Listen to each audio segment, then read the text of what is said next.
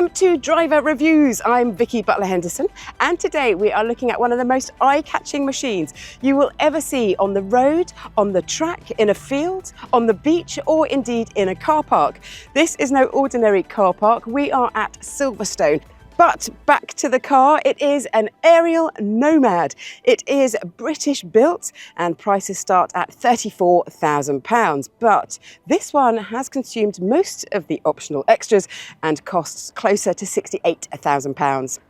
Before you settle down and watch the full review, please press subscribe and the bell icon so that you're notified each time we post something new. Now, the eagle-eyed amongst you will have noticed there are two seats here, so I'm going to offer it to fellow petrolhead and 3 times British Touring Car Champion and Driver Reviews Ambassador, Gordon Shedden. Gordon, lovely to see you. Great to see you. What have we got here then? This basically, I'm not sure if it's a car or we just call it a machine. Is it a buggy? Looks like fun though, either way. Looks like it could be, yeah, interesting. Yeah, definitely fun, because that is what Ariel is famous for. They are perhaps better known for their Ariel Atom, which is more of a track-focused machine. But this Nomad is based on the Atom 3, and they have used some really interesting materials along the way. For example, this mudguard here, what do you think this is made from? I have no idea, but it's not carbon fibre. No, sadly not. That is good old-fashioned traffic cone. Is it? Yeah, the base of a traffic cone, because it's nice and robust yet flexible. Nice recycling. Yeah, exactly. But also around the front, look at this winch. How often do you see a road car with a winch? That's a bit unusual these days, isn't it? And kind of gives you a bit of a feeling that Ariel reckon you're going to get into some trouble in this car, that you need to tow yourself out. Exactly, into and yet out of trouble, that's for sure. If you step around this way and just look at the lovely exposure of the whole thing. It is, and again, massive off-road suspension, huge suspension travel, which gives you a bit of an insight into what this car could well be capable of. Yep, and then round the side, you have got a little bit of Perspex covering, which will stop, hopefully, some kind of wet mud going in. But then you've got this great big gaping hole, so you are going to get covered in certain conditions. Perspex is going to be a token gesture. I think it could be a dirty experience as if the weather so kind of goes, but yeah, it's very exposed. Exactly, but you can drive this at night. I mean, I'm a sucker for extra spot lamps, the more the merrier. Oh, get them in there, definitely. If you're going to put 2 on, you might as well put 4 on. In fact, if you had an option for 8, yeah, exactly, double banker. And then the roof rack, which you could put all sorts in, I presume. Some people, though, opt not to have a roof rack and they jump into the car from the top down. Ariel call those top loaders. That's what it says on the tin. Yep, can't imagine that'd be very elegant, getting in from the top. So I think roof rack looks like a good option. Yeah, here, and it gives us a bit of protection as well, actually, in the cabin. Absolutely. Could you kindly twang that for me? So that is an LED light whip, and it is there purely for a bit of fun. It lights up green when you've got the side lights on. If that's the options box you want to tick, Vicky, you're more than welcome. Thank you. Now then, round the back, I am a sucker for a shiny exhaust. And this one actually reminds me of my karting days, when you have that hot exhaust just ready for you to touch. And there are many times I've ended up with a circular burn mark on my arm. The back bumper is quite skinny, but 2 massive tow eyes. So if you can't get winched out at the front, you can get towed out at the back. Oh, definitely. For sure, Ariel are setting the scene here for the fact that you could definitely get in trouble and need a bit of an assist to get out from where you end up. Yeah, totally. And it is lovely to see a proper size wheel and tyre as a spare. None of your run flats here. And we've got the optional extra lovely black shiny finish to the wheels here. Full-size tyre, because obviously if you're going off-roading, a little tube of foam isn't going to cut it, and anyway there's nowhere to put a tube of foam. No, and also if you do end up on your roof, this could again protect you. Slight bit of cushioning maybe. Bit of optimism. Yeah, I won't try that though. No.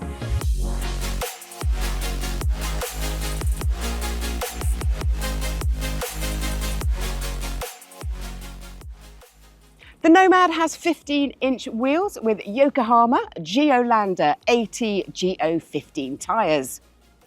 Engineered for durability and high mileage, they resist wear, cuts and chips with an aggressive tread design to excel in all conditions and terrains. Certified with M&S, mud and snow, and 3 Peak Mountain Snowflake ratings for winter use, they've also earned an impressive rating of 4.6 out of 5 stars from drivers on Driver Reviews. Now, we need to get in. Gordon, I'm not quite sure how to do this, but I'd love it if you could show me. I'm thinking this could be Dukes of Hazzard style. I think that is the only sensible way to try and get in. So I think both feet, handy roof rack. And I'm in. Yay! I'm in. I'm going to cheat slightly. Take that out.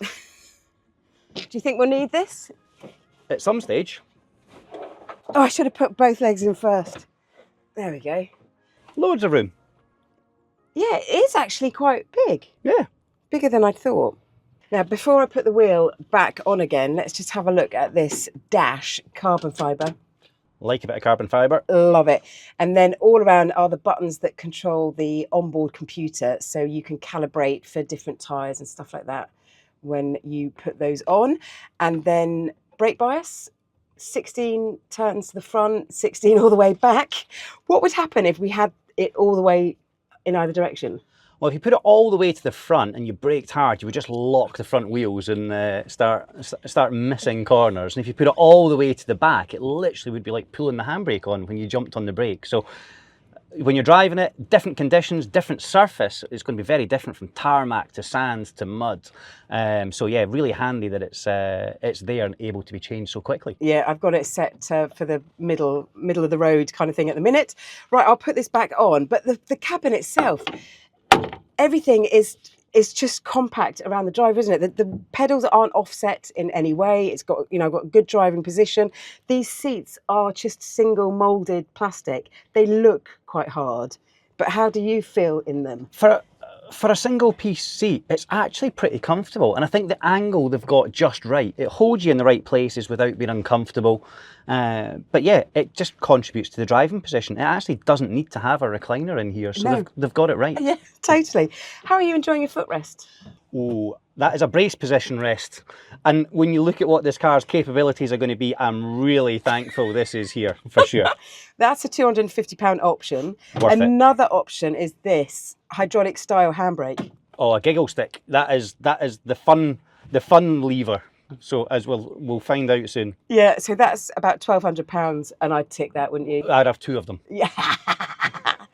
Now then, we have got some luxury here. We've got glass, a heated glass screen. Nice. Keep all the mud away, keep all the stones away. I like that a lot. Yeah. And how's your glove box? Oh, there's a glove box? Well, there is a box that can house gloves, and it's just outside under the nose. So it's not in the car then? No. Ah. Okay. We have got here a mobile phone charger as well, so that could double up as your sat nav. Ariel says that this will go on-road and off-road. I think we should try both.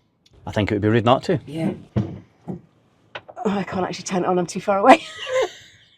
Driver Reviews partners with many of the largest tyre retailers in the world, bringing you thousands of verified and unbiased customer tyre reviews. Our independent reviews cover over 70 different tyre brands across all price ranges and feature leading brands including Goodyear, Dunlop, Michelin, Continental, Hankook and many more. So when you're searching for new tyres, look out for the Driver Reviews logo to give you peace of mind that the reviews come from real customers just like you. To discover your local Driver Reviews partner website and to find out the winning tyres of this year's Customer Choice Awards, visit driverreviews.com. So this engine is a 4-cylinder, 2.4 litre one from an American spec Honda Civic. It's got 235 brake horsepower, but do you think you might want more? Well, we always want more power, so is there an option for that? Yeah, supercharged one. Ooh. Yeah, for 300 brake horsepower. And that sounds a bit more like it. This thing obviously doesn't weigh a huge amount, there's not a lot of it. It started life at 675 kilograms, but this particular car has been at the buffet for quite a long time, just with options, and it's 800 kilograms now, which is still tiny. It is, that's hardly anything. If you think a modern saloon road car could easily be 1500, 1,500 kilograms, and for the bigger stuff, way over 2,000. Yeah. So it is light. Yeah, exactly. 0 to 60 mile an hour time, what do you reckon for this? I would think it'll play in supercar territory. It has to be somewhere around 4 seconds. Between 4 and 5 seconds is my guess. 3.4. Is it? Yeah. So it's significantly quicker than you think then? Yeah. Because it does look like a bit of a mud plugger, but actually the performance is terrific. Anything 0 to 60 in the 3 seconds wise is not hanging about. No. This is the machine you want for potholes and all that malarkey that we've got scattered around at the minute. For the great British highways that are filled with potholes and lumps and bumps. There's lots of travel in that suspension as well. You can see just how much of the road it is actually smoothing out. Yeah. So it's got a 6-speed manual gearbox, also from a Honda Civic, and I always enjoy a Civic throw because I always find them quite positive and short. Definitely, the Honda manual gearbox has really been the class of the field for lots of years, which I guess is why they've stuck with that for so long when many others have moved to flappy paddles. But it's a great gearbox mated to that engine. It's a great combination and really makes you feel alive when you drive it as well. Yeah. I think the trick for this particular car, the engine and the gearbox combination, is to keep the gears low and the revs quite high. Definitely, with the engine still being normally aspirated in this car, it's going to require some revs, and we all know that Honda engines love to rev. Now we're in a slightly quieter, slower zone. I just need to talk to you about the dash. There are many buttons that I can't actually see, and it's a bit like Russian roulette as to what I'm going to hit. You're absolutely right. There's which one means what, and I think if you were driving spiritedly, or you were off-road, or you were using your concentration, maybe not that intuitive, and could be solved just even by some stickers, just to give you half an idea of what button does what. Do you know, for example, what this one does? No, but I'm really hoping the red button isn't the eject button, because we've got the roof rack and I do not want to head out that direction. Shall I press it? No. You don't need to be going super fast, to enjoy the whole experience. This thing will do 130 miles an hour, but I'm okay at much lower speeds. Absolutely, and I don't think 130 miles an hour is where the fun zone is for this car. This is all about medium speeds, feeling the whole platform move about and having lots of enjoyment, and you can have that at much less speed. And one of the ways I always think that a lightweight car really comes into its own is just how quickly it stops. Oh, excellent point. Let's have a go. Anything behind? Wow, and you can really feel the front dip. Definitely. So much pitch in the car. Yeah. But again, confidence inspiring. Now, I don't fancy doing a 3-point turn actually, so that was very wise, because this doesn't have a reversing camera and I can't really see a huge amount behind me. I can't actually see, Gordon, a huge amount in front of me either, because I'm so low to make sure that my legs can reach the pedals. I'm in the furthest position that I can possibly go in. It's really easy to place on the road, because although you've got all the undulations and divots and pockets of different tarmac, it's pretty sturdy, which is incredible, because when you look at it you think, oh, that's not got the steering precision of a Porsche 911, but you can place it pretty nicely. To a certain degree, it's not trying to be a Porsche 911.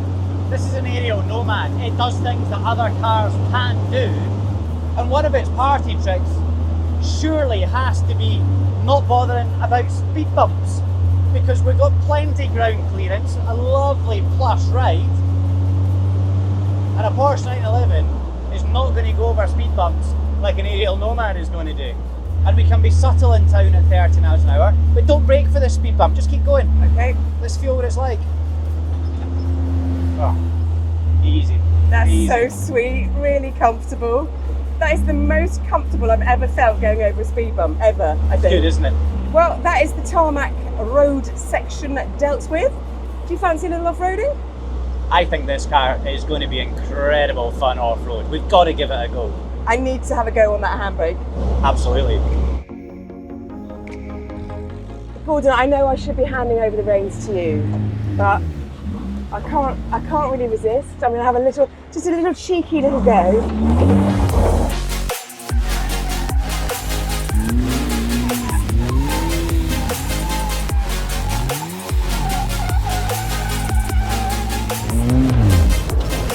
Oh my God, Gordon, this is ridiculous. You can see why it's fun. I'm excited. But if this is all I did all day, You'd be delighted. I want one of these 6 in my car. Right, do you want to go? Are you brave enough? Yeah.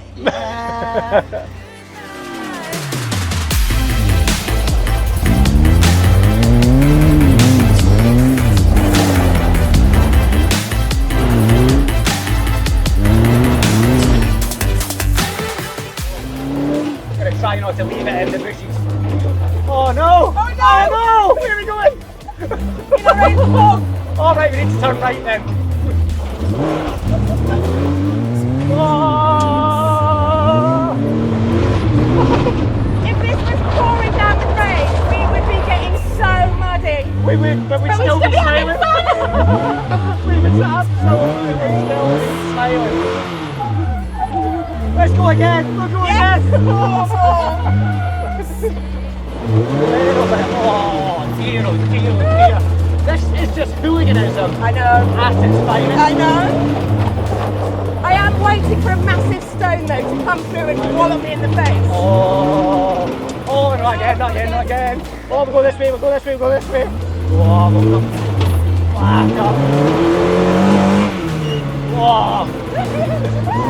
Oh. It's the suspension which is amazing. So I think it's going to like bottom out or anything. But it doesn't. And it just keeps jumping up. So much suspension travel. Yeah.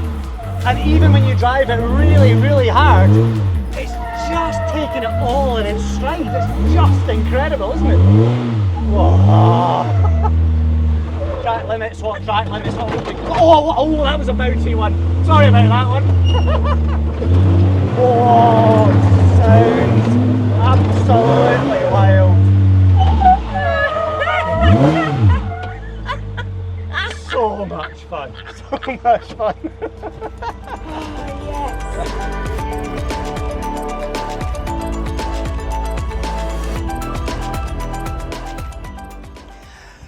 I am going to be dusty for a week and I do not mind. Oh my gosh, this is like a real life version of a remote controlled toy. It is fast enough. It is so much fun. I loved it. I tell you, it's like a Tonka truck, but I have never smiled so much driving a vehicle for so long. Yeah. I just think it's an incredible piece of kit. Far, far outweighed my expectations. Me too, totally. And you know, this is never going to be the only car that you're going to have in the garage. No, I mean, it's definitely not going to be a commuter toy, that's for sure. And you know what? You probably don't need this car, but having driven it for a day, you are going to want this car because it is just an incredible piece of kit. Yeah, I totally agree. Oh, well, thank you so much for watching Driver Reviews today. Please let us know your thoughts about the Nomad in the comments section below. And please press subscribe and the bell icon so that you are notified each time we post something new.